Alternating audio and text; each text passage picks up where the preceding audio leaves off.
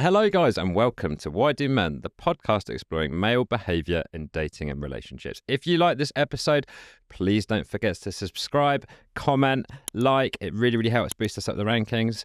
Today, we are going to focus on something which is really, really important to me. It's a topic around men fearing commitment. And to unpack this, I have an amazing guest called David Chambers, who's a male relationship and intimacy coach. Welcome, David. Tell us a bit about yourself. Hello. Thank you for having me. Yeah, I'm a men's coach, a men's dating relationship coach.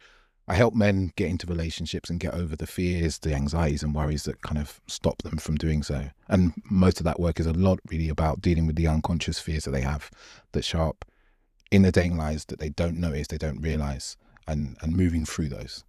I'm really excited about the episode today because a lot of this stuff I can really identify with myself, and avoidance comes up in every single episode we talk about. But that was a journey that I had to start unpicking myself, and I didn't have the help of someone like you to do that. But when we talk about fear of commitment, I mean, the way I think we should kick this off is to talk about where that kind of fear comes from, really. And it's a very broad question. You talked about avoidance. That plays a big part in it, right?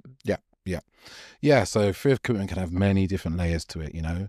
We could start on a kind of societal level where we kind of talk to men and we prize men who are free, right? Men who are independent and can do what they want, whether that's financial freedom, whether that's actual kind of physical freedom they have. We prize those things.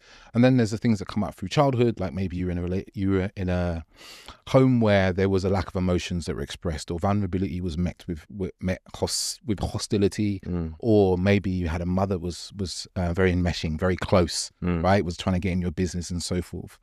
Right, there's just lots of different strands that can kind of cause the fear of commitment, as well as like hurt. Early hurt is a really common one I speak to men. Right. When I talk to them about their first experience of relationships, is some level of rejection they experience. Yeah. And that often just kind of sits in our psyche. We make a belief, right, that, oh, I was hurt.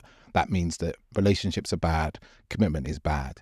But then there's another piece I think that a lot of men I see fear underneath that when we start to dive into that is this piece is around like a loss of freedom, a loss of independence, engulfment, like losing themselves, right? This fear of losing themselves. And also there's another piece that needs to come to mind, which is like the fear of not being good enough, not stacking up as a partner. And these things all have their tentacles in, you know, society and how we talk about men. They have their tentacles in childhood and the things that we experience, but also in the things that we just view and absorb kind of day to day. And then we could even get into like modern dating and how that impacts and creates more fear of commitment as well. That's a really good, you've almost set the agenda for the conversation today.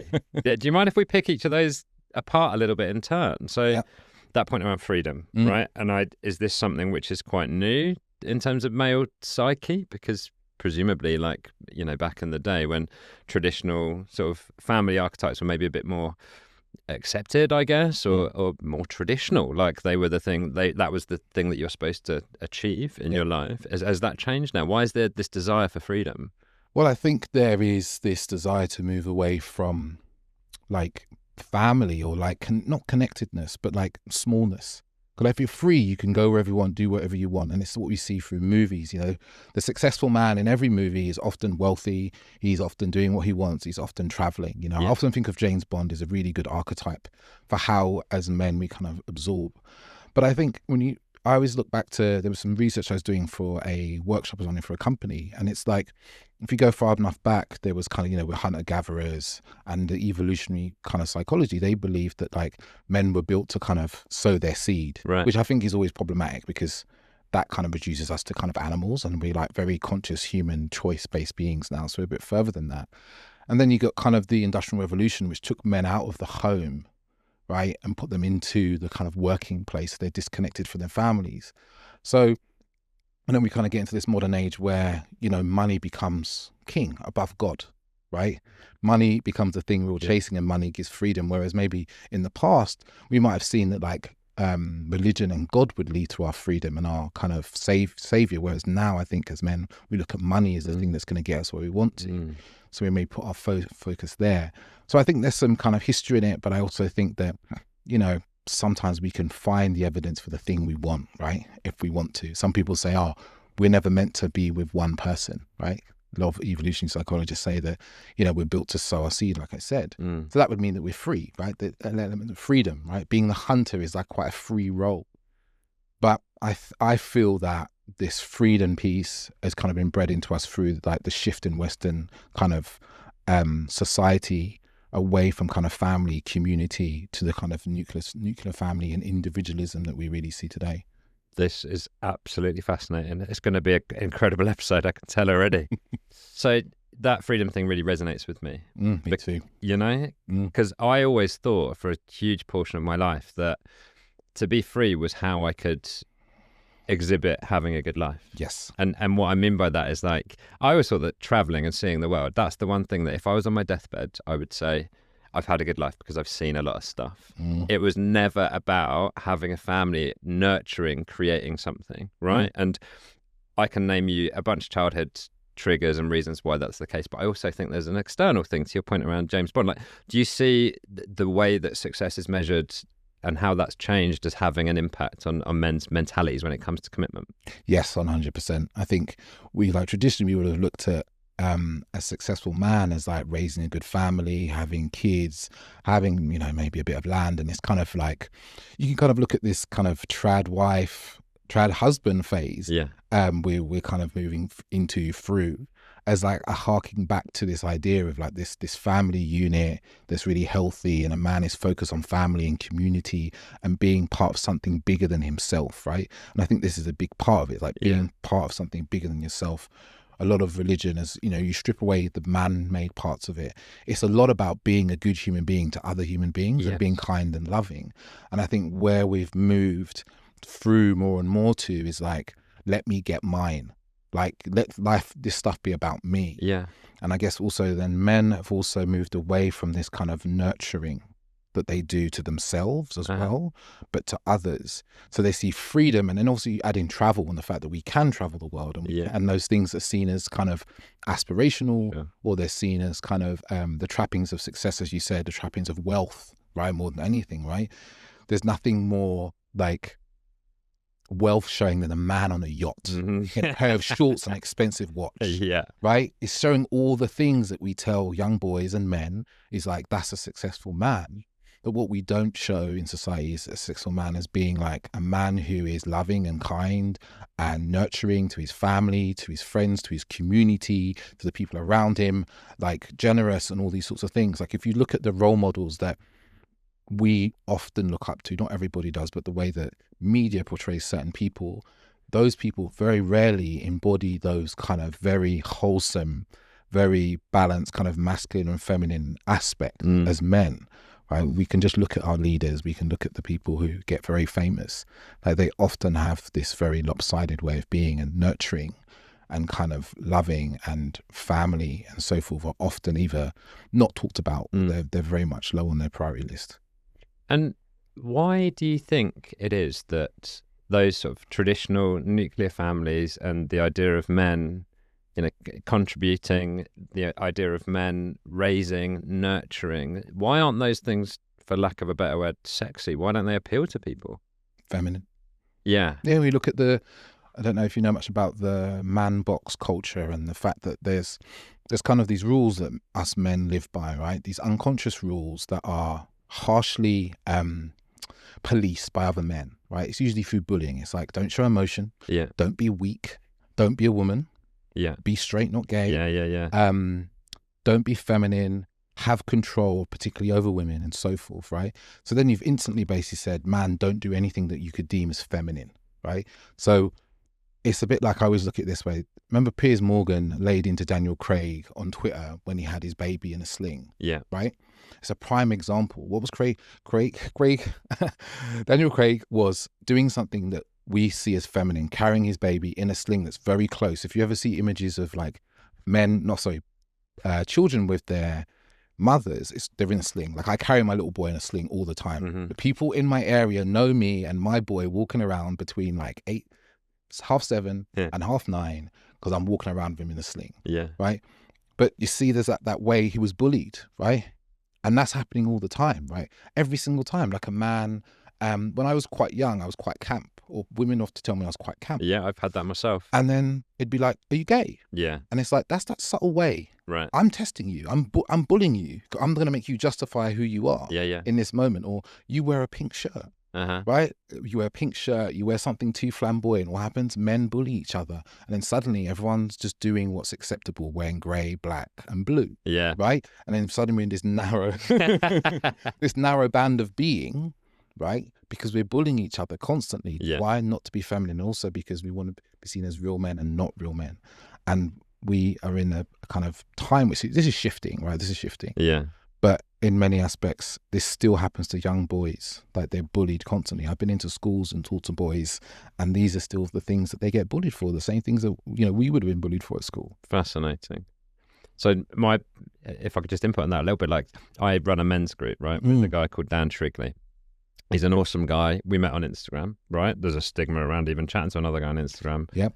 But we put out videos, and when we put out these videos, like sentiment around them is 80% positive. But every single time we put one out, the comments are like, "Are you gay? Yep. Is this the guy you're seeing?" And I'm like, right, I wish I could articulate that and be like, that's kind of the problem, right? That to present two guys that are literally just connecting through a video, and that being presented as there's two homosexuals. I was like, right, you've literally reduced that to a sexuality, and it's just, I mean, it's mind blowing to me. But that's, I suppose, conditioning, right? It's that because the archetypes of the people that they've seen behaving in that way have been homosexual men. Yeah, yeah. So, and I also think there's a kind of deeper thing. There's like, if I see that, I see two men together, and there's a part of me that thinks that's beautiful.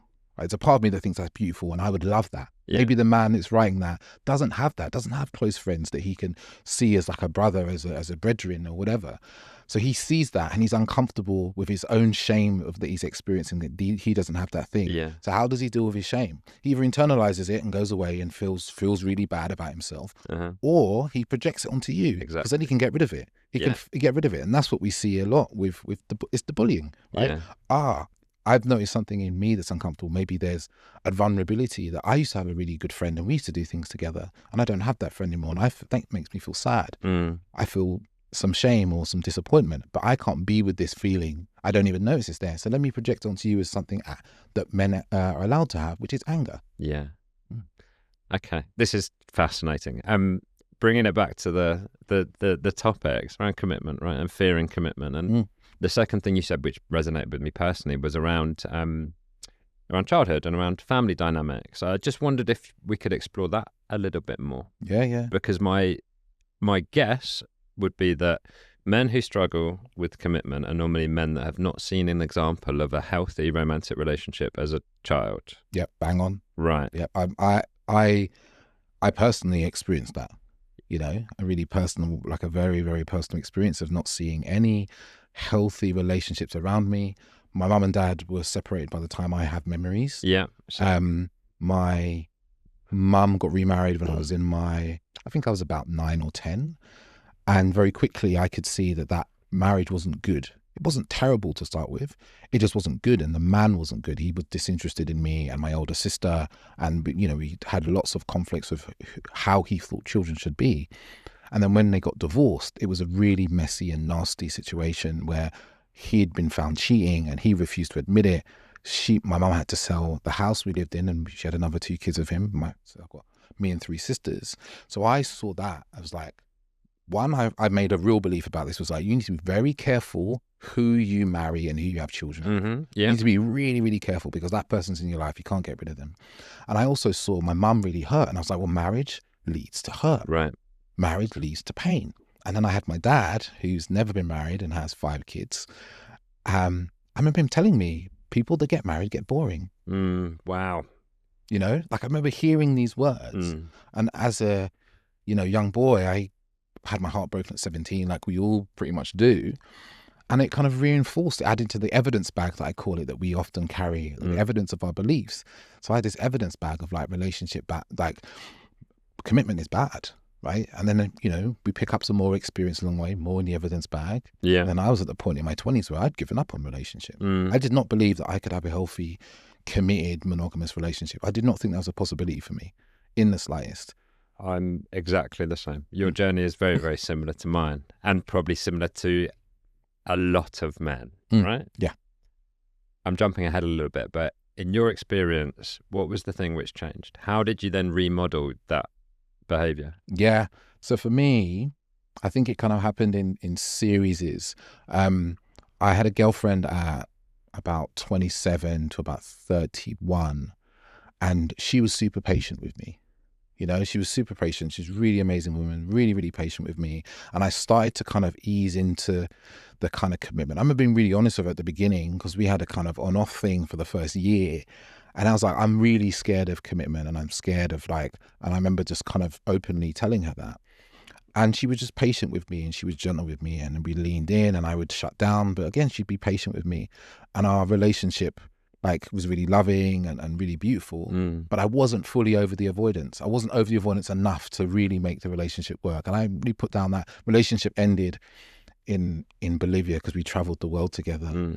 And it was all down to me. It was all down to me when I look back. So I think that's another pivotal moment, when the relationship ended and I was like, I can't let this happen again. Yeah. I can't let this happen again because of my inability to express myself, my fear of being kind of too close and enmeshed and so forth. So then I kind of started on a journey of really kind of unpicking my mind and my beliefs through various therapy, coaching, plant medicines, bioenergetic healing. I was willing to try most things once, minimum. And then I think a real moment, another pivotal moment for me shifted, was that I had my heart broken. I fell in love with a woman and she didn't love me back. And she broke up with me the basically 10 minutes after I told her I loved her. And over those months afterwards, it's like my worst fear had come true, that I'd love someone more than they love me, and I'd be hurt and I'd have, I'd be heartbroken. And then I realized something over those weeks and days was I'm okay. I'm fine. I'm going to be okay. Yeah. And it really shifted something for me. I was like, I'm going to be okay. I can deal with the very worst thing that I've kind of not necessarily cognitively believed, but emotionally believed would be the worst thing for me. And I'm okay. And I'm going to be okay. And that was a big shift for me, because then I knew I could kind of trust myself to be in a deep committed relationship. And even if the outcome of that relationship's not a positive one, you're going to get through it. Exactly. I have the capacity, I have the tools, I have the people around me for me to move through that. I have the emotional kind of literacy, and I have the emotional capabilities to express and feel and not be overwhelmed by the experience. Yeah. I think a lot of people listening will identify to what you said, even in terms of if in heterosexual relationships, if you're a woman listening and you've experienced that level of avoidance with a guy that you've been seeing, what would you say to a woman like that? Because honestly, I had so many questions on my Instagram yesterday and they were all very, very similar in tone. And it was all about, I'm seeing this guy and he seems like he likes me, but he's just not willing to commit. Yeah. And you mentioned holding space and being able to listen. They're obviously important, right? As a woman in that sort of relationship. Definitely. Yeah. I'd say, and this might not sound like what people hear, is boundaries are really important. One of the things that my ex-girlfriend did was she set a very clear boundary when we were kind of on off. If I tried to call him hey, let's meet up, she'd be like, no, I'm not seeing you. Yeah. We're not together. This is over. And that was really, I think, very good for me. And it's something that I learned years ago. I remember I dated this girl, I was about 24, and we started to hang out, we started dating. We went out, we probably dated for a month or so. And then she was like, look, David, I can tell that you're a bit of a ladies' man. And I get that. And it's a fun part of you, but I want something serious. And I was like, I can't give you that right now. And she was like, okay, cool. I virtually never saw her again. Right. She just held that boundary. Yeah. So it's holding, the advice I often give to women is hold to the boundary, hold your boundaries, right? And this is often a thing I think is often quite difficult for women. Yeah. My partner's a coach, she works with women.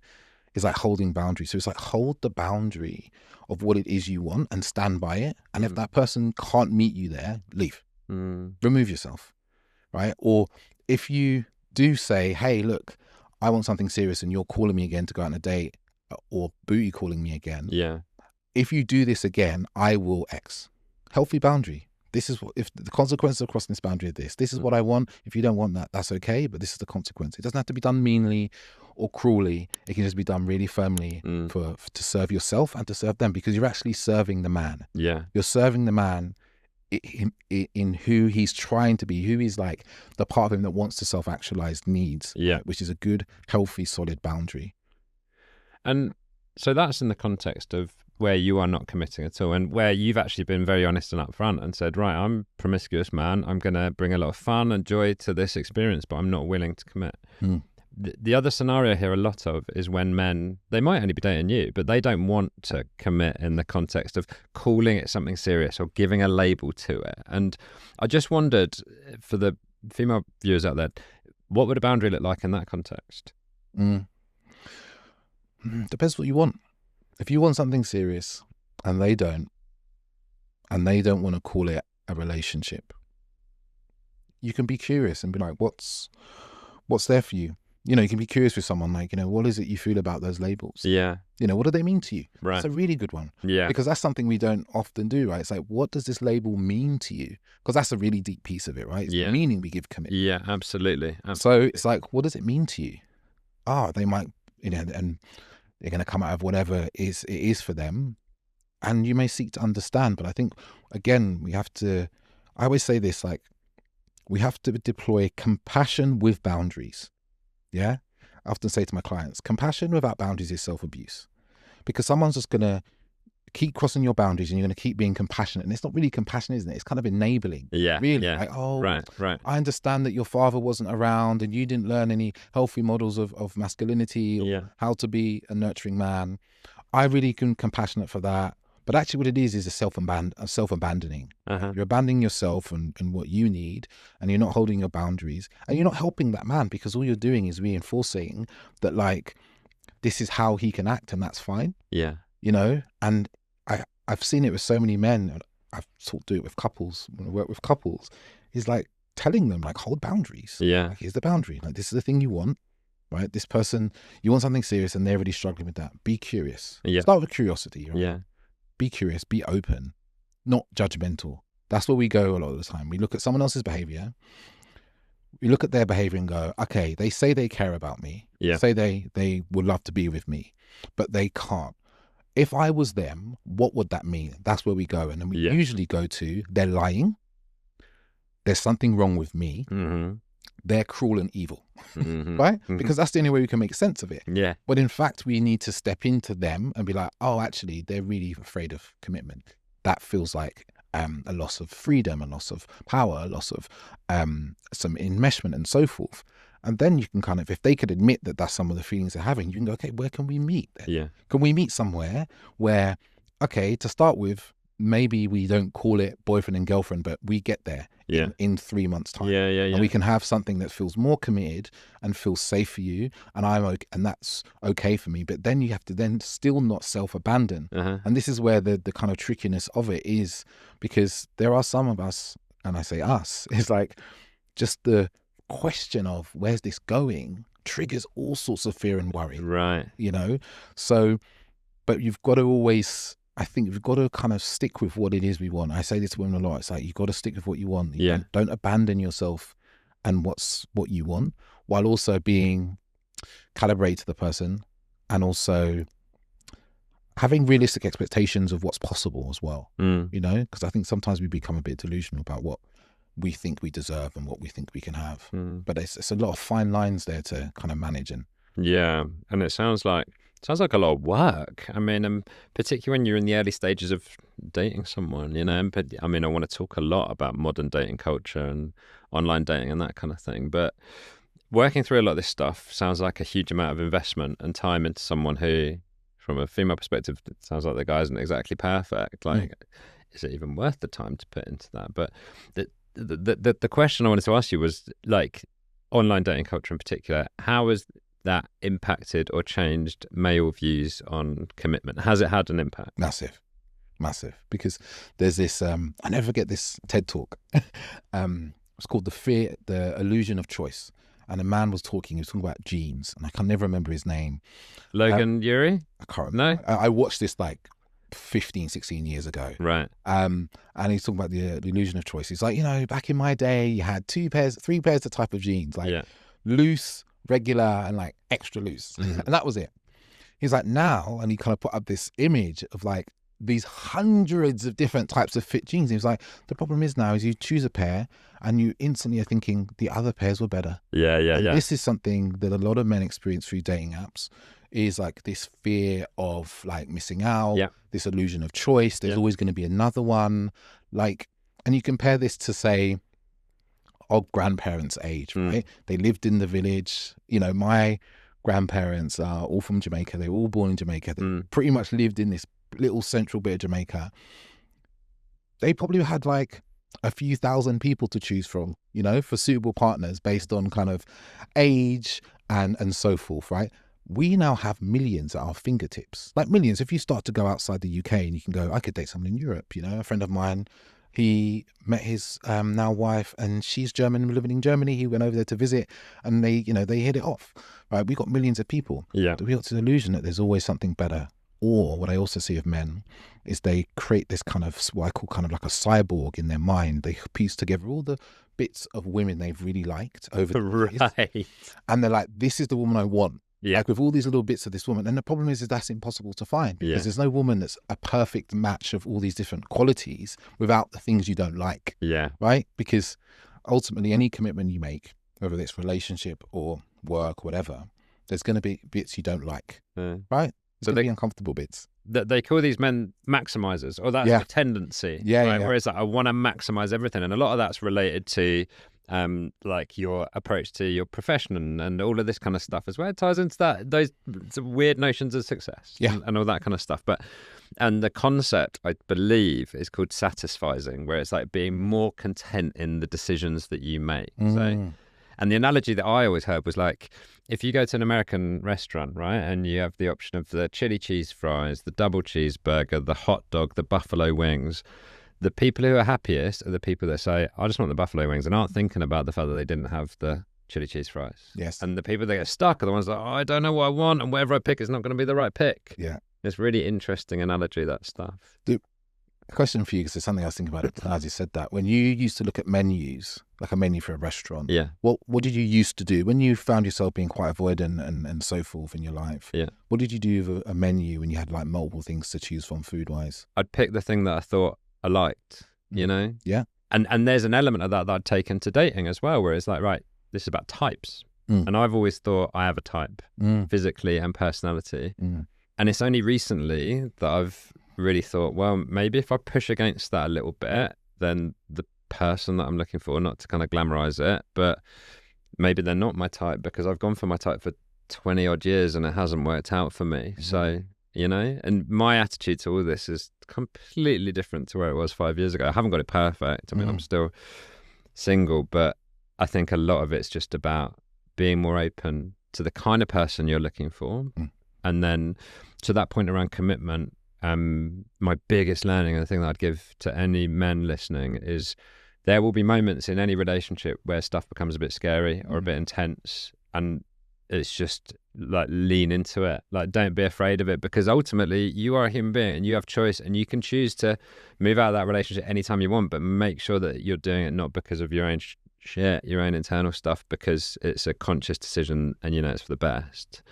That's quite hard at times, you know? Yeah. Because you're going against like deeply ingrained patterns of not just thinking, but also like feeling and emotion and like nervous system responses and so forth. Yeah. It's like moving you away from those hard times. Like, I think one of the things about fear commitment, and I think this comes up a lot, is this like unconscious or conscious belief that relationships should be easy. Right. And then when it gets hard, it's like, oh, this is a sign that the relationship isn't right. I need to leave. Yeah. But it's also a kind of inability to be with the uncomfortable emotions, uncomfortable situations. And like you said, leaning in and staying with. I always say like staying with the uncomfortable. Yeah. Like if it's, and you can kind of, this is something you can practice and expand on. It's like, oh, if you're listening to this and maybe you're uncomfortable with intimacy, like holding hands in public, for instance. Yeah. Right? I mean, that was something that I hated doing for many, many years. Okay. So hold someone's hand for 5 seconds and just stay with the feeling. Stay with it. And then just keep practicing 5 seconds, 10 seconds, 20 seconds, and just practice being in the uncomfortable feeling and realizing that actually you can stay in the intensity of the uncomfortable. It's not going to kill you. Yeah. There's a part of you that might feel like this is going to, bad things are going to happen, blah, blah, blah, blah, blah. But if you can just stay in that space for a little bit, right, to stretch yourself, stretch in that comfort zone, over time, things get easier. Like it's like this with everything, right? It's like weight training. Going to the gym is basically a practice of being uncomfortable, Yeah. meeting your edge, failing, and then recommitting to it. Yeah. Right. But we don't often take that into relationships and love because the fear of, men don't like, often, as a grave generalization, men don't like taking risks with their heart. Yeah. They'll take risks with their bodies. Right. They don't want to take a risk with their heart. You look at like adrenaline seekers, base jumpers, that kind of stuff. We're like, that's fucking awesome because they are risking their life. But emotionally, it's completely different. It's almost the other way around in terms of the gender split. Yeah. They don't want to take a risk with their heart. It's like, because that's the area that they haven't necessarily worked on, because as boys and men, we grow up, our emotions get stunted from a really young age. Yeah. We're bullied for being that way. So we get to adulthood and we got the emotional capacity of a 10 or 12-year-old and the emotional reactivity of a 10, 12-year-old, depending what area. So we don't have the belief in our capacity to deal with the breakups, the heartbreak, the difficult conversations. The conversation about, I know you were talking about ghosting the other week, the difficult conversation of, hey, it's been nice to meet you, but I don't see this going anywhere, and then ending that relationship. That's like, it feels like panic. It feels like a threat to someone's safety. They might not know that, there's panic, there's threat. They just feel really uncomfortable and they want to get away from it. They want to flee. So it's just like the practice of being in the uncomfortable is great for men to do, particularly emotional uncomfortability. Can I give you a scenario from my own life? I'd love to hear your perspective. Yeah, would love to. I love live questions. Because I identified that as saying with a lot of what you said, but the way that my avoidance manifested wasn't about avoiding intimacy. It was actually the opposite. And I've done a video about this, which seemed to really resonate because it was almost love bombing, right? Where for the first few months of the relationship, I'd come on really intensely and would want to almost get to that point really quickly where we're like to midweek sleepovers and like spending whole weekends with each other, going away with each other. And I thought that was a sign of my commitment to the person, but it wasn't. It was the opposite of it. And every time a relationship would go past that 2-3 month mark, I'd suddenly feel incredibly uncomfortable. And it was my own fault. Like I can recognize that now because I'd sent the wrong signals to that person. But I think when I interrogate it, what I think is that that's me basically trying to show them that I'm able to be that person to them. But when the real stuff happens, right, when you have to be vulnerable, when you have to show stuff that you're ashamed about, when you have to show them the more authentic version of yourself, that's when it gets scary. Like, is that kind of a good interpretation? Yeah. It's something I see in quite a lot of avoidant men, is this early kind of keenness and eagerness. Yeah. Right. And it kind of comes in a few guys. It's like a few of the clients I spoke to is like they want to, it's this kind of chase, this enjoyment of the chase. Yeah. I want to get her. Right, is what I've heard from men. I want to get her. And then the moment when I felt she was mine, I use the analogy. It's almost like they're like, I put my feet up. Yeah. It's all done now. It's all done now. I can just relax. I've done all the hard work. Right? Or there's the kind of chase. There's a wanting to like feel the good early emotions, the honeymoon phase emotions that are light and airy and playful and easy and sexy. And then, as you said, that 2-3 month mark you get to, suddenly there's the mask has to start to get peeled away, and the fear can start to come in of like, oh my God, if they really see who I am, what were they going to think about me? Will they accept me? Will I be good enough? Will I fail again? And all this starts to come up, and the fear of commitment in that guys kind of comes in. Or, there's also the feeling that can start to come in there as this like, oh my God, now there's a lot of emotion coming from this person. Like, do I deserve this emotion? Whether if it's love, am I deserving of this love? Do they really see me for who I am? They're loving me, but they don't realize who I am. So we might start to push them away. So we don't have to experience that. So it can be a lot of different ways. But the love bombing for avoidant men is a really interesting one because, like you said, it gives women the perception of like, this is a good one. Yeah. A good one. Well, this is it. And you set yourself up for failure because you're like, right, this person has fallen for a version of myself that isn't real. Yes. Like I'm presenting the very best version of myself. And now a lot of my thought process would be like, I don't think I can live up to that. I don't think I can commit to that person like me for the entirety of this relationship. Yeah. So you move away because then you're like, well, I can just find someone else to present that version to. And then you can find another 2-3 month love romance and you can basically live like this for 20-30 years. Exactly. And then before you know it, you're living at home with 13 cats. You know, I've really fucked this one up. So, but the other element of that I just wanted to explore is like, there's a point around responsibility, and like when you get to a stage where that person likes you, then you are responsible for their feelings as well. And this is about self-worth, I think, as much as anything. I didn't feel like I was able to be responsible for that person's emotions and their welfare, like care for them. It's interesting. Yeah, because it can feel like it's too much. Yeah. Like, I'm a responsible person. I'm going to fail. I'm not going to do a good job. I'm not going to look after them properly. I'm not going to love them in the way they want to be loved. Exactly. Then we start finding proof of that. We start finding proof like, oh, they criticized me. Oh, they're starting to see the real me. Like, we feel hurt by that criticism. Or we make a mistake and our inner critic goes to town in our minds about ourselves and how we're not good enough and how they're going to start to see us. And then how can we save ourselves from them seeing the real us as if we remove ourselves? Yeah. This is fascinating. Such a great conversation. I just wanted to, I normally do a bit of a Q&A. Go for it. So I asked members of my Instagram following if they've got any questions. This was probably the most engaged one I've ever had. Seems like quite a common theme that a lot of the women following me are struggling to get the men in their lives to commit. Can I just say one thing on that? Of course you can. There's the narrative that men don't want to commit, right? Yeah. And the truth is there is a whole load of men that want to commit and they want loving relationships. Yeah. Right? And there's this like cruel universal way in which often the people that will give us what we deeply truly want, we will reject, right? Because there's a part of us that's kind of addicted to the chaos. It's addicted to the pattern that we're always in. Yeah. So I always like to say, I work with guys and virtually all the guys I work with want relationships. Yes. I've worked with men who have had all the experience of meeting women who know women want to commit, right? So it's just really, I find it really important to say that because I just like to, these societal narratives, I think we have to be so careful of how we feed into them because they're not true. There's so many outliers, but yes.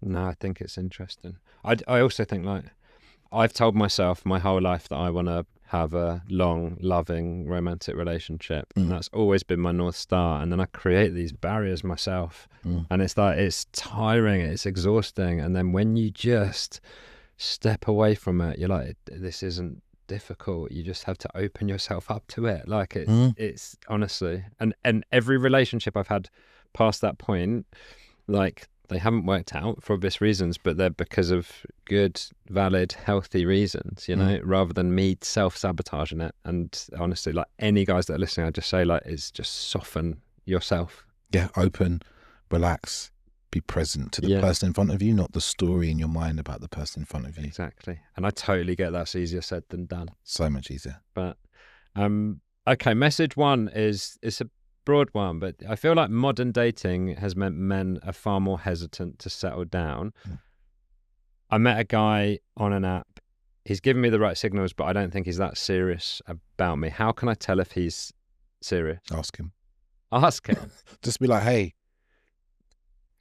look, I'm really enjoying this. Yeah. I feel like this can really go somewhere, but I'm not sure. I don't get a clear picture from you of like where you can see this going or how you feel about this. Like, I'd love to know. And there's no judgment if and it has to be done with a way that's like open and light. Yeah.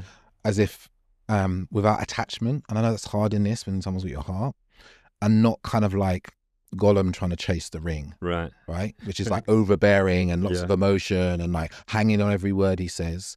Right. That's the kind of piece. It's just like, okay, because being open to whatever they say, but get clarity through asking questions and noticing alignment between what he says and his actions. So I think a lot of people listening would be like, my pushback on that would be, I don't want to scare that person off. Yeah, it might happen. So you have to, because the other alternative is you just keep waiting and waiting and waiting. Yeah. In the hope, and actually put on your big boy pants, as I say to my clients, and ask the question. Yeah. And go, look, if it's not right now, that's also okay. Like, if asking someone after a decent amount of time together how they feel about you and if they see a possibility of this being serious will scare them, right? Like, or scare them away completely. Yeah. Then the chances are you're going to struggle to have a relationship with them. Right. So potentially they're not the right person for you in the first place. Yeah, and it's really kind of cliche, but it's going to be a struggle. Like if early doors, you ask them after date 2, that can be confronting to somebody. Yeah. Right? Like I know people who date and they say on the first date, I'm looking for a serious relationship. What do you want? Right. I'm not saying it's with you right now. Yeah. But like you know, some of the women that particularly that my partner coaches, they're like women in their late 30s. They want to have kids. They don't have time to mess around Sure. with this scenario of like waiting 6 months to see if he's interested or not. Yeah. Yeah. They want a man who's mature enough to be like, I know what I want. I'm looking for something serious as well, and let's see how this progresses. Like, and it just depends where we're at in our lives. Because, you know, if we're in our early 20s, then, you know, a bit of time here and there doesn't really make much difference to us. But when we start getting to like, we know ourselves a bit better and we know what we want a bit better, then like dating from a place of clarity, I think is really very useful. Okay.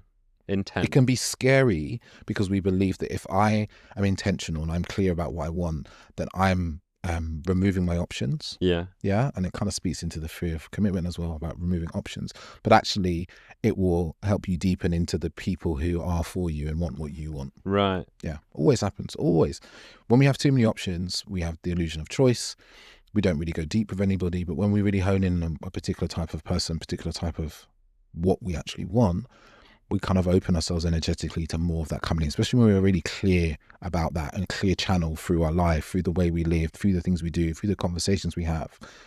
Then those things start to come towards us because we're taking aligned action, we're having a aligned voice, you know, we're speaking in alignment with who we are. But when we're like, oh, I'm not sure, that's what we create. That's interesting. You know, the mind is a very, very powerful tool, and most of it is completely unconscious that's happening to us. Yeah. Alignment is a really important piece. So by being more intentional and specific about what you're looking for, that actually opens up yourself to other people. Yeah. If you want something serious, you know, go for it. You know, I think there's enough people out there that want serious relationships, especially when you get to a certain age. There's a real drive for deeper, more serious relationships, and you might just find yourself in the spaces that are with these sorts of people. And also with the people that aren't, you're just going to say no. You're going to meet someone and say, I'm not really sure what I want. You know, I want something casual. I just got to have a relationship. You go, look, well, you know, I want something serious, and you don't. Yeah. It's been a great date. Look after yourself. Bye. Yeah. Okay. Done. You've cut off that kind of hook. You move on. You put your energy somewhere else.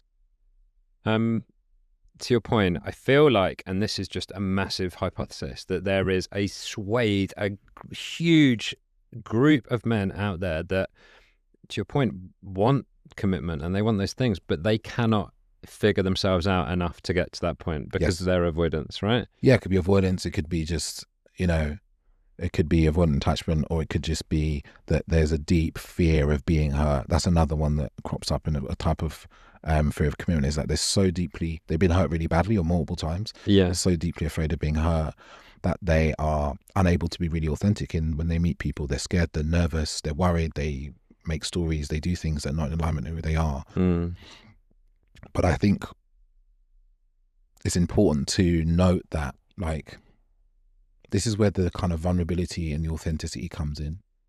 Is you be really, I find, you know, when I met my partner, we were very open with each other about, you know, what we were looking for, but we also talked about the things we struggled with. I was like, you know, I struggle with commitment. I told her straight. Yeah. And she was like, I get that.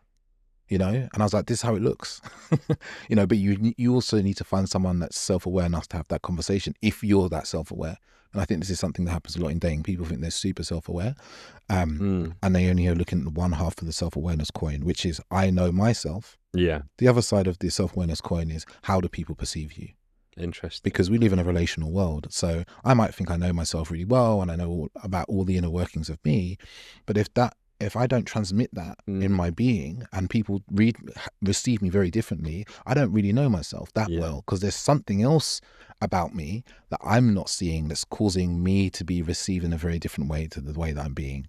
Also, I suppose there's an about, right, I know myself, and so I'm independent and strong, and I know exactly what my boundaries are. If you're then presented with a guy who's like, I can be avoidant and I've struggled to commit at times, the immediate reaction is, well, that crosses a boundary, so I'm not willing to entertain that. And I suppose there's an element of like compromise, I guess you call it, like being more willing to communicate, work through that kind of stuff, rather than being so boundaried that you're closing yourself off. Yeah. And it's like, it's a fear of the past repeating itself. Right. You know, and if you meet someone and they're like, I'm avoidant, And you have a very visceral reaction to that. And that's not about that person in that moment. That's about your past experiences that they're haunting you in this moment. Yeah. Which is very normal for all of us. We all have these experiences. This is where we get really curious. Like, I'll give you an example. When I met my partner, I said to her, I'm lazy, right? Right. Yeah. And she had a very, very harsh experience of that because she was like, her ex-partner was lazy and she doesn't want a lazy man. Yeah. And then she observed me. And when we first met, I was working a full-time job. I was running my podcast and I started my coaching business. Yeah. So I was basically working 7 days a week, 10, 12, 14 hours a day. Mm-hmm. And she observed me. And then there was a point where she said to me, she's like, you said you were lazy. And I was like, yeah, I love just doing nothing. You know, I love putting my feet up and doing nothing. Mm. And she's like, but you work continuously to build all these different things. I was like, yeah, I do, because they're all really meaningful to me. She's like, well, that's not lazy. And I was like, well, I guess so. I was like, but if you take me on holiday and I don't have to do anything, I will be as lazy as hell because I just don't want to do anything. Yeah. But you see, there's like what I meant by lazy, right? And what what I meant by lazy and what she thought lazy were two different things. Yeah. But she was open enough and curious enough to observe and see what the truth was and where there was a kind of like mismatch in our initial assumption of what that meant. Yeah. That's interesting. I can relate to that a lot as well because when I speak to my therapist about this stuff, and I'm always like, right, I don't know what my purpose is. I'm not doing enough stuff which delivers meaning in my life. And she's always like, you're doing too much. Like that's the problem, right? So then she also talks a lot, and I think this is a thing that a lot of guys find when you start trying to understand yourself better, you can end up in this place where you just beat yourself up about everything. Yes. And that then has an impact on my relationships because I'm like, oh, maybe I don't feel like I'm good enough for this person or whatever it might be. And there's a point around being kind to yourself and recognizing that everything you do in terms of your behavior is overtly negative. Okay. The only other thing that I wanted to talk to you about, David, was if you're a guy or a girl and you're starting to understand, maybe through this episode, maybe broader, the root causes of this fear of commitment, like where do you even start addressing some of that stuff? Where do you go to? What resources do you use? Yeah, there's a lot of places you can go. Therapy is a really good one. Having an objective other human being to bounce your life off and talk to, and who will question you about the things you think, you say, you do, is so useful. It's like incredibly useful. Yeah. Right? I know we often fear therapy. I think there's things that you can dive into, like shadow work has been really useful for me. Shadow work's been really great for me. Tell me a bit more about that. Shadow work comes from kind of Jungian thinking of like there's this shadow where anything we suppress, repress, or we want to hide about ourselves goes into our shadow. So say, for instance, for a lot of men, their vulnerability goes in their shadow, right? Because they're like, oh, I don't want anyone to see that, so let me hide that. So then the act of shadow work is like starting to bring light to and look at these areas that we've suppressed, repressed, and hidden, and they can come out in the way that we become overtly reactive. Like how am I really reactive? I can be really reactive if I feel that someone is trying to control me, for instance. Yeah. Or they're trying to minimize my freedom and take my choices away. Where does that come from? Yeah. Because I grew up with a mum who is very forthright about rules, and in my shadow is this part of me that's like, I don't want anyone to control me, and I get very reactive about it. Whereas now I've softened because I've had to learn to surrender, which is part of kind of being in a relationship. So it's like looking at some of these things, and there's various resources. There's some wonderful books about shadow work. You can literally just kind of Google a book on Amazon about shadow work, and pick it up and start reading it. And the key is this isn't just reading work. You need to do the work. You need to sit down with a pen, a pad, a typing device, or whatever you use, and like go through it and do the prompts, do the questions and so forth, because it will enlighten you about parts of yourself that you may find uncomfortable, but you'll be able to bring them to light. You'll be able to bring compassion to them as well, and start to like embody them in your life in a way that feels wholesome and safe. And that will increase your capacity for so many things. There's so many things that can end up in our shadow, from like we have money shadow and all sorts, sexual shadow, all sorts. So, but I think shadow work's a really good one. Inner child work as well. These are all things you can do alone. Commitment. I really recommend looking at where in your life you struggle to commit, even if it's not just relationships. Like some people won't get a mortgage. Right, they won't sign a proper lease. Freedom. It's a lack of freedom. Or they won't. For many years, I wouldn't have a full-time job. I was a contractor doing what I did for many years. So it's like, look at these areas and go, okay, where can I start to commit? Or maybe you'll start to date people and you really struggle to like plan in the future. That's a very standard fear of commitment piece, right? Question I had. And it's like we'll start to go, I'm dating this girl and I'm worried about doing things in the future. Okay, cool. What do I feel is on the edge, my stretch zone of planning? That might be planning a weekend away in Bath, right down the line. So do it, make it happen. Yeah. Sit with the uncomfortability, be with the kind of uncomfortability of that. That can be really useful in terms of commitment. I think there's some bigger pieces like joining a men's group, being part of a men's group where you do shadow work, you do inner child work, you do some of this deep kind of psychological work together, in group together, and you bring up the parts of you that feel shame and you get witnessed and seen. You know, I've done this, whether it's through retreats I've run, is like being together as men where we see each other and we see the bits of shame, the things that we're ashamed of, whether that's, you know, sexuality, dating, a lack of, and another man just look at you with love and compassion, accept you, the very thing you probably never had growing up, the very thing that you've never experienced from another man. And that has a deep, deep psychological, like physical experience that kind of melts it away and goes, oh, there's nothing wrong with me. I can show that part of me and it's safe. And more about commitment, I guess it's sharing emotions and feelings, leaning into that because that's part of the commitment, of the vulnerability. Yeah. Being seen is a big part of the fear of commitment. Often I think a lot of men fear the kind of being seen for who they are. So that's authenticity, like practicing the little ways in early dating even, just being you. Yeah. Just like going, you know, I used to say when I was dating, like I remember I went on a date and I told this girl that I'd been to a sex club before and she kind of looked at me like I was like crazy, and I really held the moment. I wasn't apologizing. I just vulnerably shared this thing, and then she was like, "What was that like?" And we really got into a wonderful conversation about it. Right. Now that might not be something that everyone's done, but like starting to share yourself authentically and do it for you, not to get validation or not be so hooked on the other person's response. Just the prize there, the success there is doing it, not on how people receive you. And it's a practice that you can lean into more and more authenticity and opening up. And that way, relationship won't feel so overwhelming as you kind of get into them.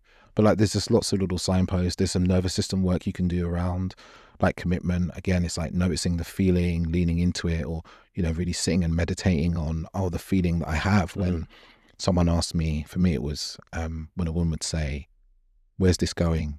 Or "What do you want in dating?" You know, that'd be a great practice. Like, think of that feeling you had. Think of that emotion you experienced with that woman when she asked you that question, and just stay with it, lean into it, feel it. What's the fear underneath it? What's the worry? What's the vulnerable thing you'd really love to like express to yourself? Like, be with the kind of physical sensations and do that in a safe way. But it can be a long journey, you know, with commitment. Yeah. But it's so rewarding. You know, I can say personally, it's like, you know, I wouldn't swap my now ability to commit to things because it's enabled me to commit to like certain types of work, like get into really some purpose-driven work for myself, into a beautiful relationship and have my son. And that wouldn't have happened to me. The growth I've experienced through being in a committed relationship, I could have never foreseen what it would have been before. And I think that's an important thing. We can often not see the benefit of doing something that we're scared of or fills us with fear, because all we can see is the fear. Yeah. We don't see the benefit and the unknown benefit.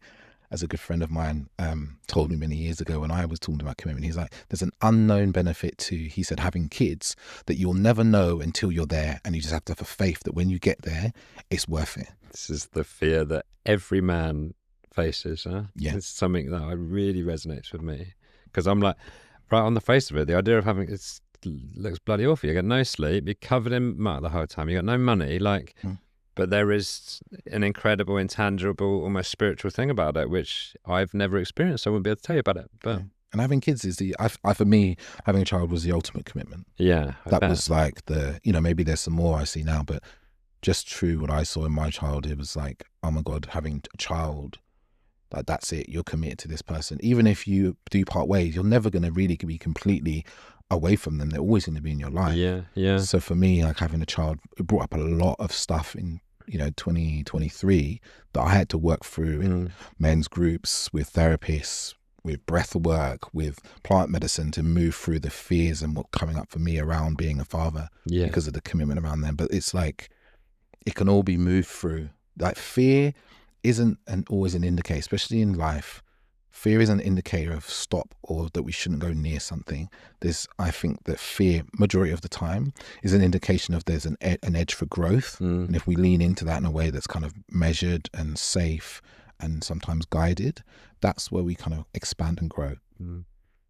Fantastic.